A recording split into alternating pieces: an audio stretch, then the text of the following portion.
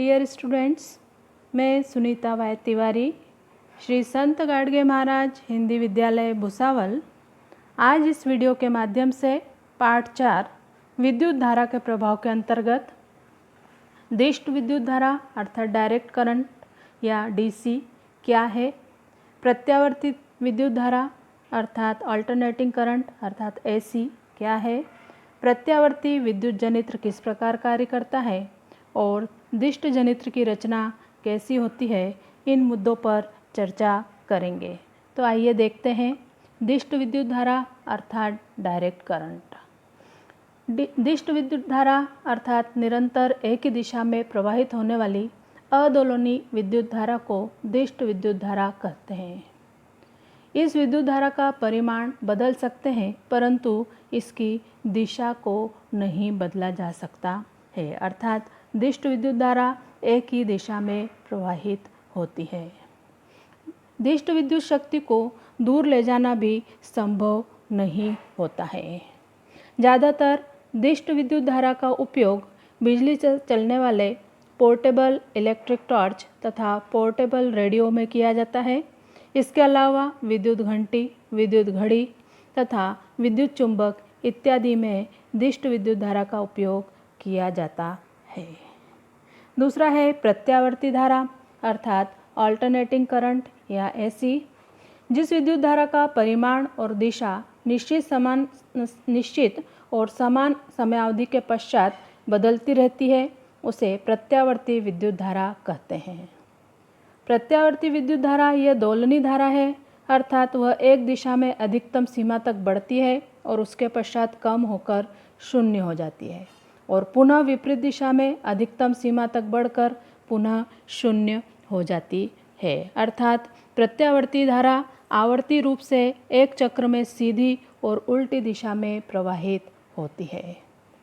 विद्युत शक्ति दूर ले जाने के लिए प्रत्यावर्ती रूप में ले जाना लाभदायक होता है, क्योंकि इसमें किसी भी प्रकार की विद्युत शक्ति की क्षति नहीं होती है, अर्थात हानि नहीं होती है। इसलिए इसका दूर तक संवहन आसानी से किया जाता है।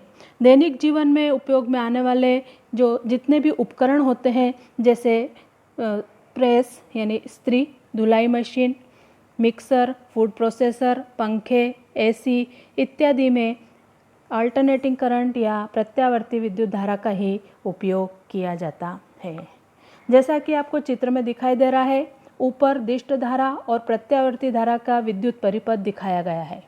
पहला जो चित्र है वह दिष्ट धारा का परिपथ है, जिसमें विद्युत धारा समान परिमाण में एक ही दिशा में प्रवाहित होते हुए दिखाई दे रही है। दूसरा जो परिपथ है वो प्रत्यावर्ती धारा के परिपथ को प्रदर्शित करता है, जिसमें समय के साथ विद्युत धारा का परिमाण और दिशा दोनों बदलते हुए दिखाई देते हैं। इसको ग्राफ के आधार पर यदि देखते हैं तो दिष्ट धारा का जो ग्राफ है वो नीली लाइन के द्वारा दर्शाया गया है, जिसमें समय के साथ विद्युत धारा एक ही दिशा में और समान परिमाण में बहती हुई दिखाई दे रही है। किंतु प्रत्यावर्ती धारा समय के साथ में उसका परिमाण और दिशा दोनों बदलते हुए दिखाई देते हैं, अर्थात प्रत्यावर्ती धारा आवर्ती रूप से एक चक्र में सीधी तथा और उल्टी दिशा में प्रवाहित होती है, अर्थात आधा चक्र सीधी दिशा में और आधा चक्र उल्टी दिशा में होता है, तब कहीं जाकर एक चक्र को प्रदर्शित कर पाती है। अब देखते हैं हम प्रत्यावर्ती विद्युत जनित्र। जनित्र यानी कि जनरेटर, ऐसा उपकरण जो यांत्रिक ऊर्जा को विद्युत ऊर्जा में रूपांतरित करता है, उसे हम जनित्र कहते हैं। अब यहाँ पर हम देख रहे हैं प्रत्यावर्ती विद्युत जनित्र, यानी ऐसा उपकरण जो यांत्रिक ऊर्जा का प्रत्यावर्ती विद्युत धारा में रूपांतरण करता है, तो इसे प्रत्यावर्ती विद्युत जनित्र कहते हैं।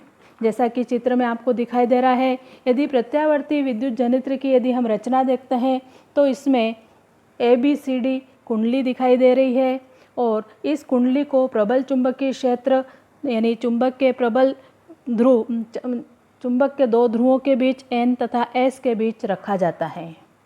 कुंडली को दो सिरे, दो वलय R1 तथा R2 से तथा कार्बन ब्रश के माध्यम से संयोजित हुए दिखाई देते हैं। दोनों वलय भीतर से धुरी भीतर से धुरी से जुड़े होते हैं, परंतु वलयों और धुरी के बीच विद्युत अवरोधक आवरण होता है। कार्बन ब्रश B1 तथा B2 के जो सिरे होते हैं वह गैल्वेनोमीटर के साथ में संयोजित किए जाते हैं।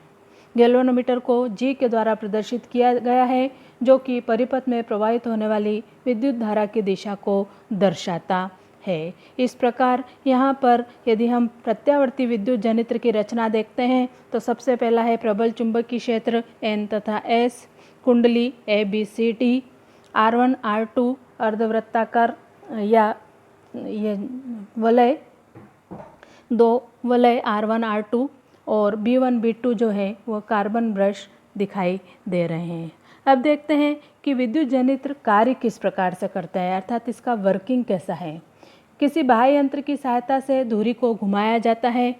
विद्युत जनित्र की धुरी को यांत्रिक रूप से बाहर से ही घुमाया जाता है, जिसके कारण कुंडली ABCD घूमने लगती है,